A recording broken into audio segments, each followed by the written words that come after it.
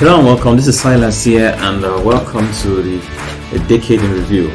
If you just come in, this is the second part in a 3-part series that I began a few days ago. If you haven't done the first part, please, I want you to go back and look at that one and review your past 10 years and look at the lessons you've learned, and that will be very helpful for you. In this one, we are going to continue in section 3, and section 3 will be talking about what you're willing to let go of. So right away, grab your notebook and let's begin. So in this section, we're going to have about 3 subsections, and it's just one thing we're doing today: what you're willing to let go of. So the first subsection we're going to look at is all goals and projects. So write it under section 3, a small subsection: all goals and projects. All goals and projects. Are there any goals that for the past years you've been meaning to accomplish, or projects that are still lurking in your mind, that you things that you thought you should, that you're really not able to, you've really not done it because they are just things that you thought maybe it's good to do? Maybe they are things that you thought maybe you wanted to do, but really you didn't really have a passion for it. So think about it. It could be these goals came about because of expectations from family, from friends, from society, or things that other people influence you and you thought maybe you should do, but you've really not been able to do it, and you've really not focused on it. So think about it and write down all the old projects and all goals that you have in your mind that you've had for a couple of years now that you've really not really moved on. Think about it this way: it's like a fridge. Imagine like you have a fridge and you have this food stuff that you have leftover food that you keep in the fridge because you don't want to throw away, and you think that maybe you eat it, but it keeps staying there long and it's crowding your fridge, it's messing the place up, but you don't want to throw it because you feel guilty for not throwing it, but you really can't eat it. So what's the best thing to do? Clean the fridge, clear your fridge and remove those things, because mind you, when you allow those things in your fridge, it also creates mess. It fills space, and it even contaminates the other food stuff that you're trying to put in your fridge. So think about it this way: imagine your mind is like a fridge, because you also have like a mental fridge, and you have all these old molded ideas and molded projects that have been stuffed in your mind, and they are basically getting rotten and they are occupying space in your mind, in your mental fridge, and it's actually going to hinder you from pursuing the things you really want. So take time and write down all your old projects and goals, things that you thought you should. Maybe your family or friends or society or other people maybe may influence you, and you were thinking you do it, but it's not something you want to do. So just take time and write them, because we have to go through this and basically formally let go of these dreams and say, you know what, these things were not really my thing. This is not something I really wanted to do. It's just people or just circumstances or society or people that were really pushing me, but my heart was not really for this thing. So take your time and write down the old projects and old ideas and old goals that you've been lurking in your mind for many years, for these past 10 years, that you've really not done much about it. This is the time to write down all of those things so that you can formally let go of them. So the next subsection is resentment, anger, and upset. This is very important. Resentment, anger, and upset.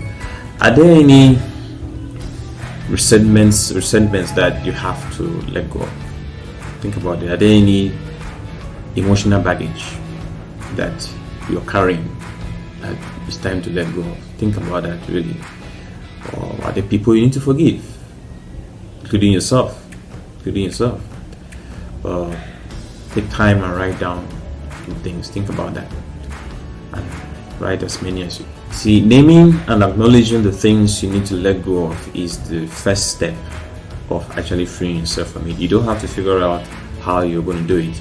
Just naming it and identifying it is already moving in the right direction. So take your time and do this. The third and last subsection in this part is limiting beliefs. So write it: limiting beliefs. And here, what I want you to do is, are there any limiting beliefs that are still holding you back? Are there any negative thoughts that are preventing you from going ahead? For example, that old story that says that, oh, you're too young, you're too old, you can't do this, or that says, oh, this thing has already been done, I can't do it, and or you feel like you're not good enough, there are too many people doing this already, so I can't do it. All those lies that you keep telling, those beliefs that that just limit, that just keeps you down, like, oh, I can't do it, or oh, people say I'm not good for this. All those stories, those crazy stories that keep running in your mind that just tell you down. This is a time to identify all those things so that they don't hold you, they don't control you again in the next 10 years of your life. So write those down. Okay, the next thing we're going to do, which is last section or main section under this section 3, is what is most important to let go and why. So I want you to go back everything you've written from the 3 subsections and go through it again, and I want you to answer the following questions. The first question I want you to answer is, what is the most important thing to let go of? That's the first thing I want you to do. Why is it vital for you to let go of these things? You need to think about that. And this third one is also very important. What are these things, this resentment, these old projects and goals that you've been keeping, this resentment that you have been holding, and this negative belief that you've been keeping? What has it cost you for the past 10 years? This is very important. What has it cost you for the past 10 years? These things that you've been holding on to. And finally, are there any experiences or achievements that you have not experienced as a result of this thing that you've been holding on to? Think about it. That's the fourth question I want you to answer as you go through all those 3 subsections. So once you're done, that's it. You're done with this part for today.